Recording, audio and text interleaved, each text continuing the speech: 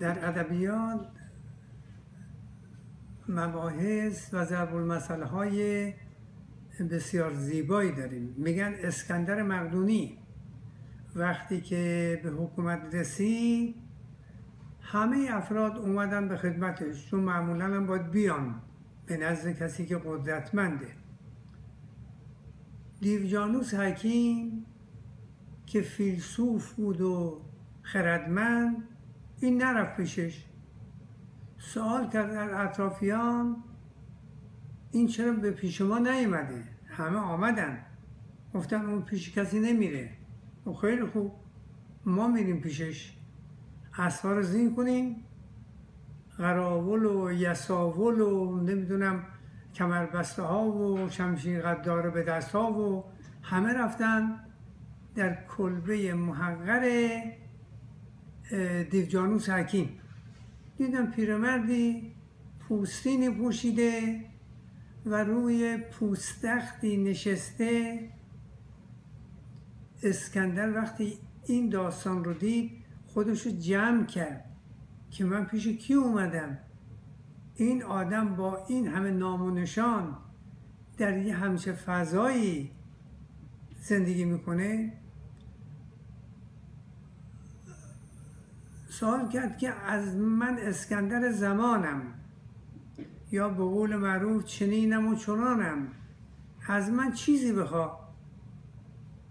دیوجانوس حکیم یه فحش ادبی داد و به سلطانی مثل اسکندر که فحش علنی بده، که گفت میخواهم میان من و خورشید حایل نشوی. یعنی همین چند دقیقی که تو اینجا وایستادی نور خورشید رو از من دریغ کردی. یا به قول عامی، افراد عامی که میگن برو کنار باد بیاد، آره همون. اسکندر برگشت و تازه فهمید دنیا دست کیه، نه دست اسکندر. مرا با فقر سامان گلیم است، فر شاهنشهی زیر گلیم است. بد نیست که مورد دیگری هم خدمتتون بگم.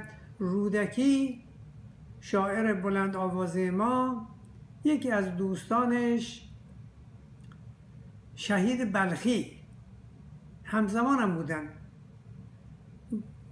آوردن که روزی شهید بلخی که حکیم بود و فیلسوف و شاعر نشسته بود کتابی میخواند. شخصی بر او وارد شد، گفت ای خواجه تنها نشستی؟ گفت اکنون تنها شدم که تو آمدی. ببینین کلمات فشرده، قصار، اما معنا بی‌نهایت. یعنی میان من و تو اصلا ارتباطی نیست، من چی میخوام بگم بهت. به همین مناسبت در ادبیات هرچه بیشتر بررسی بکنیم، زمینه های فراوان، طنزهای مؤدبانه اما کاربر یا کاربر و مؤثر وجود داره.